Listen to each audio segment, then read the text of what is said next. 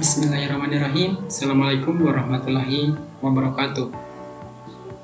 Saya Muhammad Doni, mahasiswa jurusan Teknik Sipil Universitas Haloleo. Di sini saya akan memaparkan sedikit tentang masalah-masalah lingkungan yang pernah terjadi di negara Cina. Sedikit saya jelaskan mengenai konsep dari masalah lingkungan. Seperti yang kita ketahui bahwa masalah lingkungan merupakan dampak negatif yang timbul dari berbagai aktivitas manusia terhadap lingkungan biofisik. Aktivitas manusia seperti industrialisasi, urbanisasi, dan penggunaan teknologi canggih seringkali tidak mempertimbangkan kapasitas regeneratif alam. Akibatnya, kita menyaksikan degradasi kualitas udara, air, dan tanah yang semakin parah. Polusi udara dari kendaraan bermotor dan pabrik, pencemaran air oleh limbah industri dan domestik, serta kontaminasi tanah oleh bahan kimia pertanian adalah beberapa contoh nyata bagaimana aktivitas manusia merusak lingkungan. Perkembangan ekonomi dan teknologi, meskipun membawa kemajuan dan kenyamanan, seringkali dilakukan tanpa memperhatikan keberlanjutan lingkungan. Kecepatan pembangunan infrastruktur, ekspansi perkotaan, dan peningkatan produksi. Salah satu aspek penting paling kritis dari masalah lingkungan ini adalah pencemaran lingkungan. Polusi udara menyebabkan berbagai masalah kesehatan seperti penyakit pernapasan dan kardiovaskular. Polusi air tidak hanya merusak ekosistem akuatik, tetapi juga mengancam pasokan air bersih bagi manusia. Polusi tanah mengurangi kesuburan dan produktivitas pertanian, mengancam keamanan pangan. Setiap jenis polusi ini berkontribusi pada penurunan kualitas hidup manusia dan keberlanjutan lingkungan, menuntut tindakan segera untuk pengendalian dan mitigasi. Di negara Cina, dengan pertumbuhan ekonomi yang pesat dan urbanisasi yang cepat, masalah lingkungan telah menjadi tantangan besar.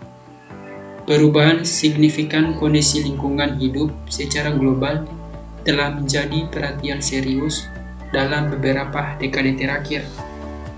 Aktivitas manusia yang mengeksploitasi kekayaan alam secara ekstrim telah mengganggu keseimbangan alam. Eksploitasi ini menyebabkan kerusakan lingkungan yang parah dan mengancam kelangkaan sumber daya alam. Akibatnya, eksploitasi ini menyebabkan kerusakan lingkungan yang parah dan mengancam kelangkaan sumber daya alam. Akibatnya, alam menunjukkan reaksinya melalui bencana alam yang seringkali tidak terduga, menyebabkan banyak korban jiwa dan kerugian di berbagai negara. Kerusakan lingkungan hidup mulai meningkat drastis sejak revolusi industri. Pada masa ini, proses perusakan hutan dilakukan secara lebih sistematis dan terencana. Perkembangan industri yang pesat terutama di negara-negara barat seperti negara Cina membawa perubahan besar terhadap struktur alam. Sejak saat itu, penggunaan batu bara, minyak bumi, dan gas alam menjadi unsur penting dalam proses industri. Namun, penggunaan bahan bakar fosil ini menghasilkan emisi karbon dioksida yang berkontribusi pada peningkatan gas rumah kaca. Protokol Kyoto.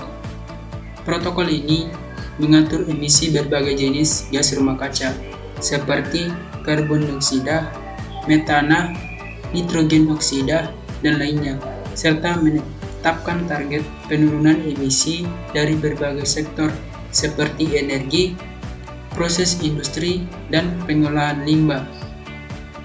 Negara Cina sebagai salah satu negara berkembang meratifikasi Protokol Kyoto pada tahun 2002. Meskipun tidak memiliki kewajiban khusus untuk memotong emisi, Cina telah mengambil langkah-langkah signifikan dalam mengatasi perubahan iklim.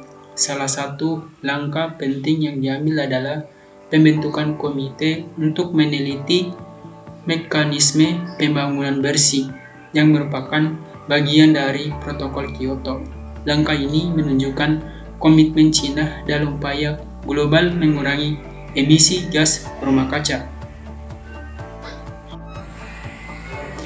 Dampak negatif dari industri di negara Cina tidak hanya berasal dari polusi yang dihasilkan, tetapi juga dari penggunaan energi yang tinggi, penggunaan bahan bakar fosil, dan batu bara yang meningkat telah menjadikan Cina sebagai salah satu penyumbang terbesar emisi karbon dioksida.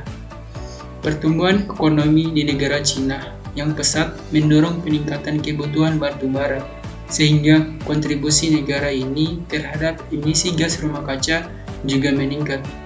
Pada tahun 2010, 2/3 dari peningkatan kebutuhan batu bara di negara Cina dikonsumsi. Cina kini menjadi negara penyumbang emisi karbon dioksida terbesar kedua di dunia setelah Amerika Serikat.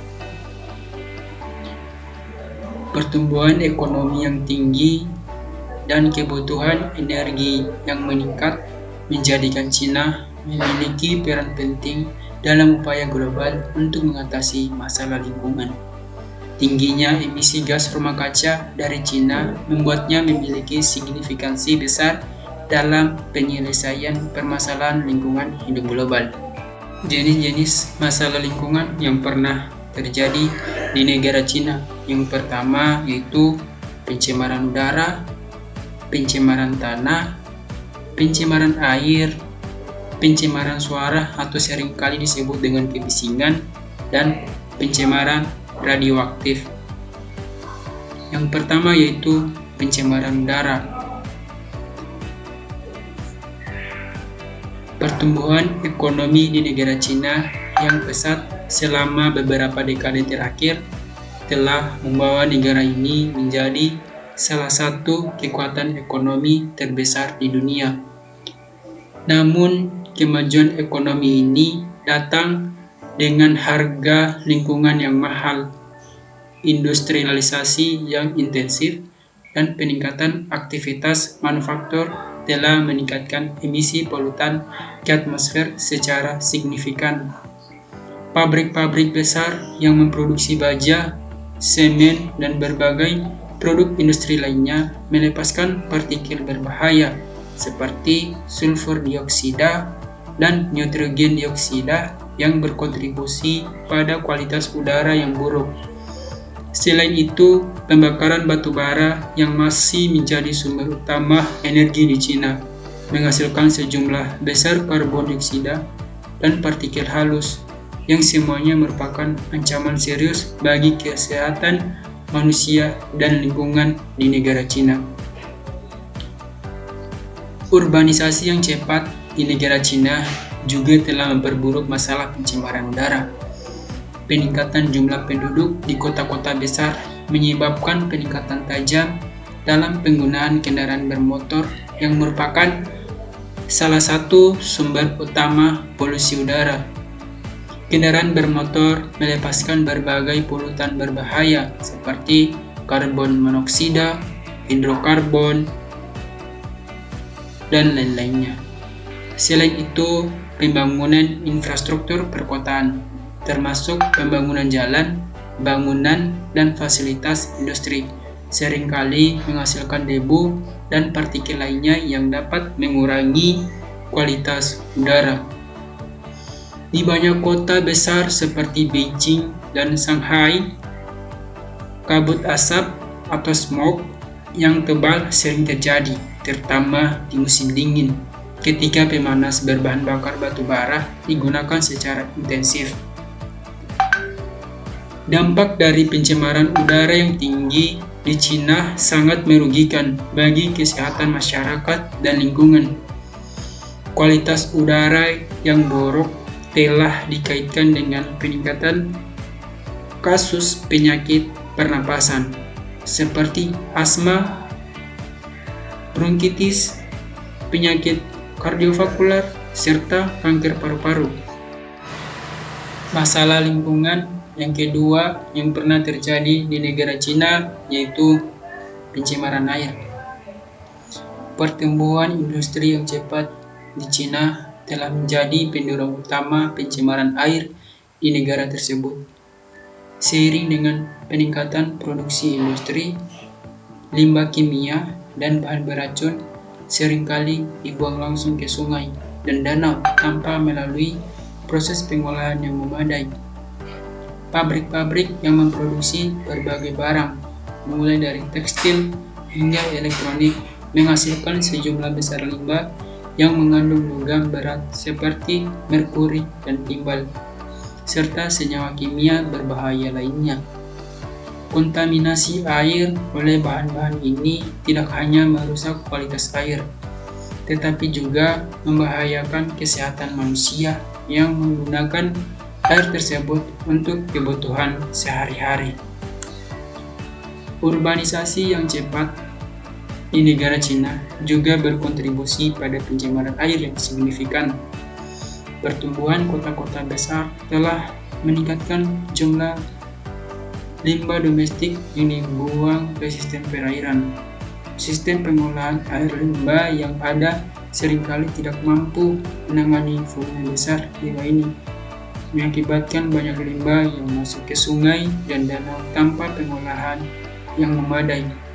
Selain itu, intensifikasi pertanian untuk memenuhi kebutuhan populasi yang terus berkembang menyebabkan penggunaan pestisida dan pupuk kimia yang berlebihan.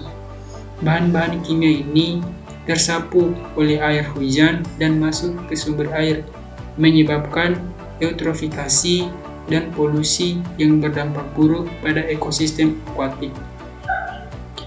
Degradasi kualitas air di negara Cina memiliki dampak luas pada kesehatan masyarakat, ekosistem, dan ekonomi. Air yang tercemar oleh bahan kimia berbahaya dan patogen menyebabkan berbagai masalah kesehatan, termasuk penyakit pernapasan, kulit, dan gangguan pencemaran.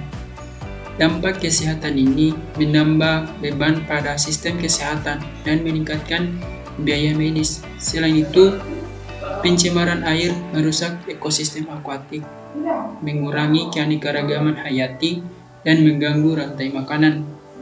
Ekosistem yang rusak juga berdampak negatif pada skor perikanan, mengurangi hasil tangkap ikan dan pendapatan nelayan. Secara ekonomi, biaya pengolahan air yang semakin tinggi dan penurunan produktivitas di sektor pertanian dan perikanan menghambat pertumbuhan ekonomi dan kesejahteraan masyarakat.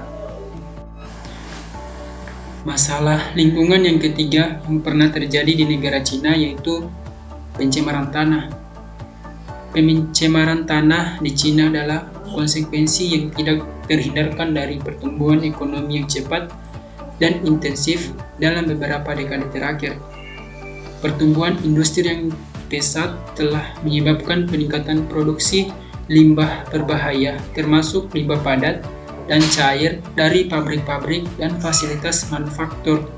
Sayangnya, sebagian besar limbah ini dibuang secara tidak teratur, tanpa pengolahan yang memadai, sehingga mencemari tanah di sekitarnya.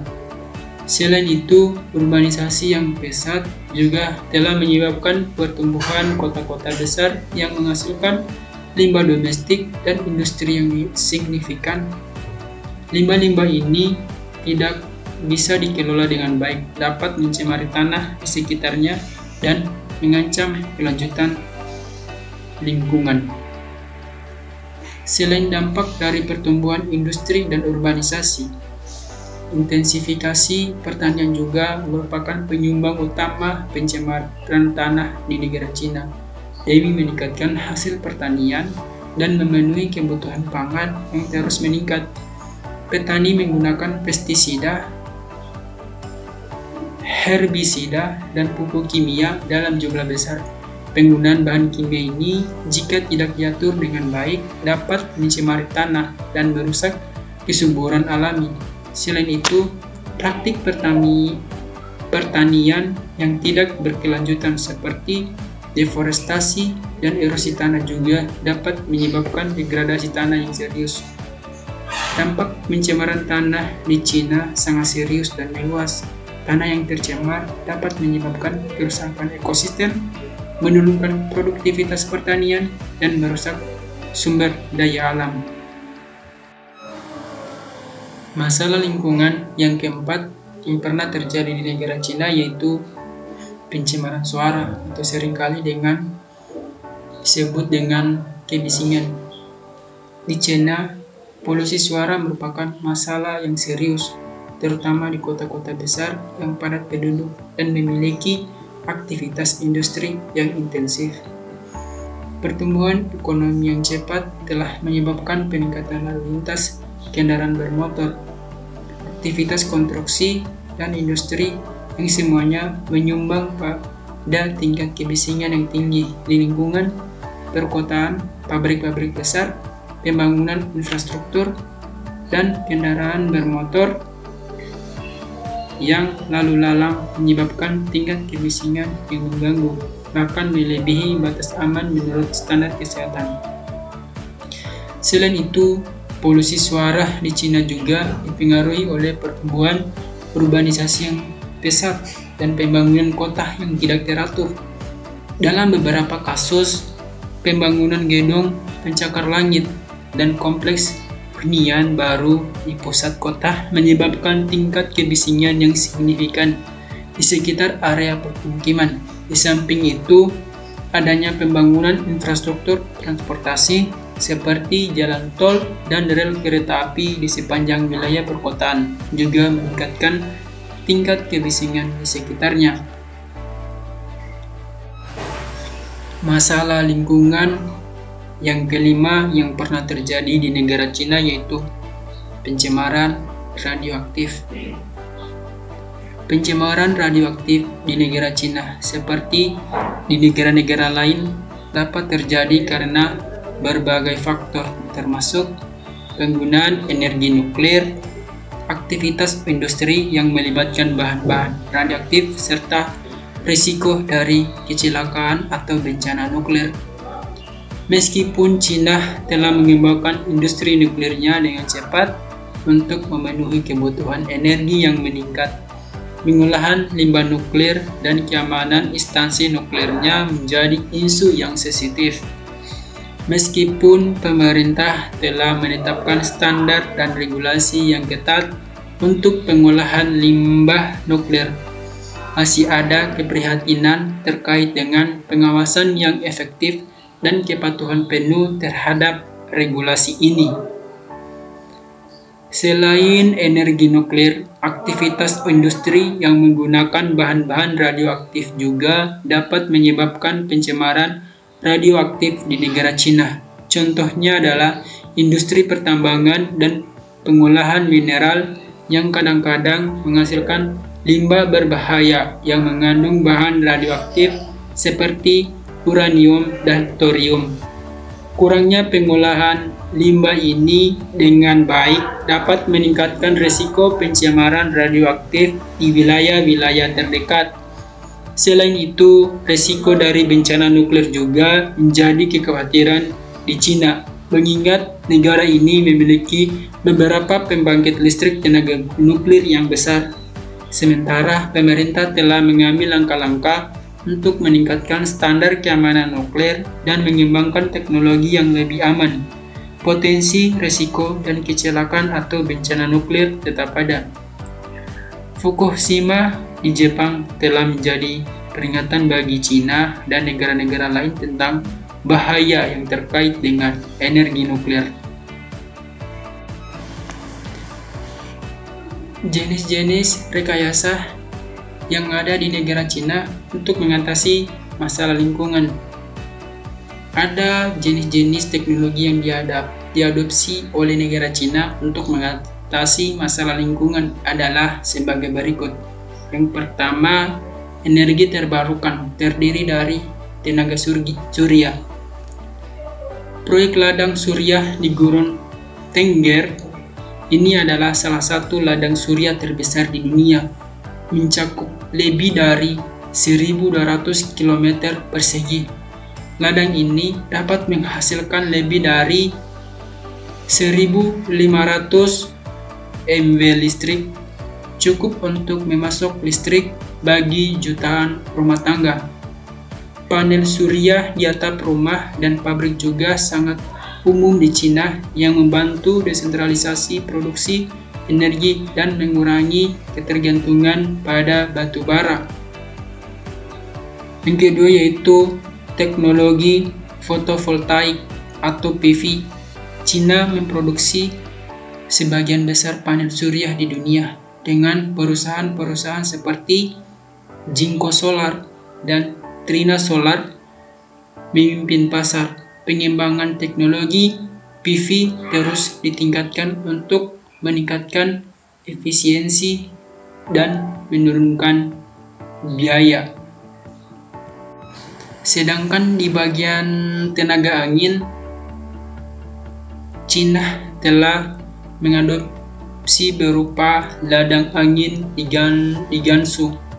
Provinsi Gansu memiliki salah satu ladang angin terbesar di dunia dengan kapasitas lebih dari 10 GW.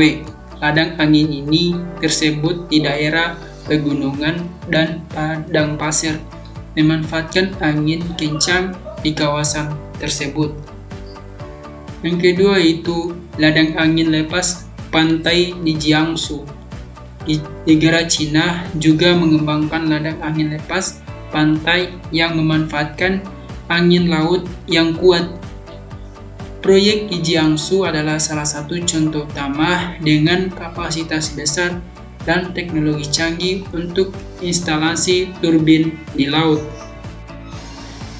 Di bagian tenaga air, yang pertama yaitu Bendungan Tiga Ngarai.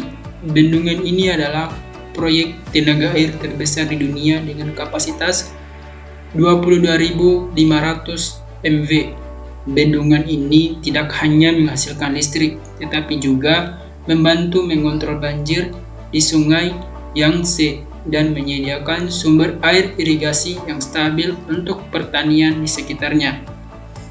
Yang kedua yaitu proyek lainnya selain Bendungan Tiga Ngarai, Cina memiliki banyak proyek tenaga air lainnya seperti Bendungan Xiluodu dan Bendungan Xiangjaba yang juga berkontribusi signifikan terhadap kapasitas tenaga air nasional.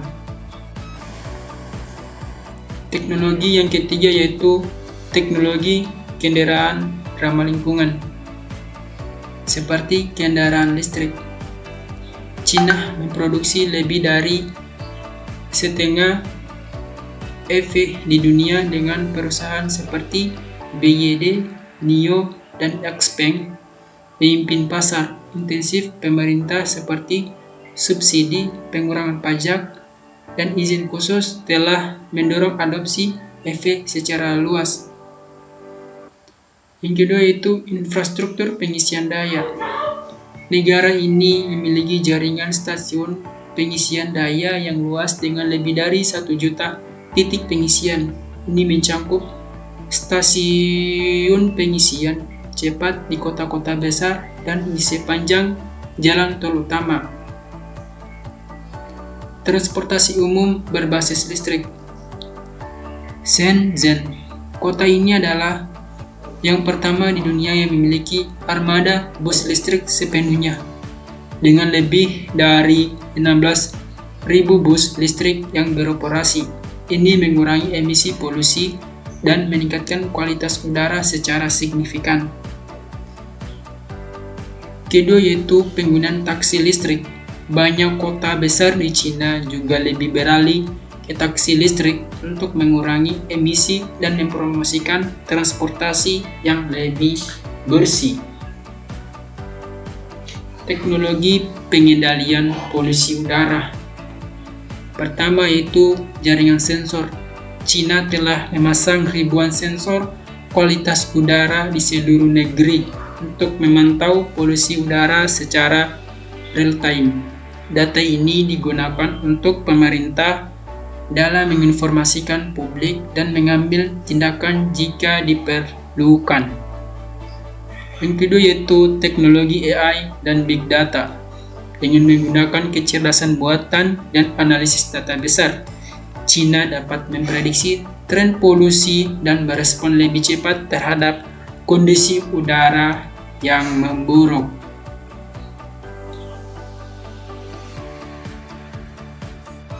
Selanjutnya yaitu teknologi scrubbers dan teknologi pengendalian emisi. Banyak pabrik batubara di negara China sekarang dilengkapi dengan scrubbers untuk mengurangi emisi sulfur dioksida dan nitrogen dioksida. Teknologi ini menggunakan larutan basa untuk menyerap gas berbahaya sebelum dilepaskan ke atmosfer. Pabrik baja, semen, dan industri berat lainnya juga menggunakan teknologi pengendalian emisi seperti filter partikulat dan sistem pengendalian polusi udara untuk mengurangi dampak lingkungan. Teknologi yang selanjutnya itu Great Green Wall. Program ini bertujuan untuk menanam miliaran pohon di seluruh wilayah utara Cina untuk mengurangi erosi tanah, perbaiki kualitas udara, dan mengatasi desertifikasi. Lebih dari 66 miliar pohon telah ditanam sejak program ini dimulai pada tahun 1978. Selanjutnya yaitu penggunaan teknologi standar LED. Banyak gedung baru di kota-kota besar di Cina mendapatkan sertifikasi LED, Leadership in Energy and Environmental Design, yang menandakan bahwa bangunan tersebut memenuhi standar tinggi untuk efisiensi energi, penggunaan material ramah lingkungan, dan keberlanjutan.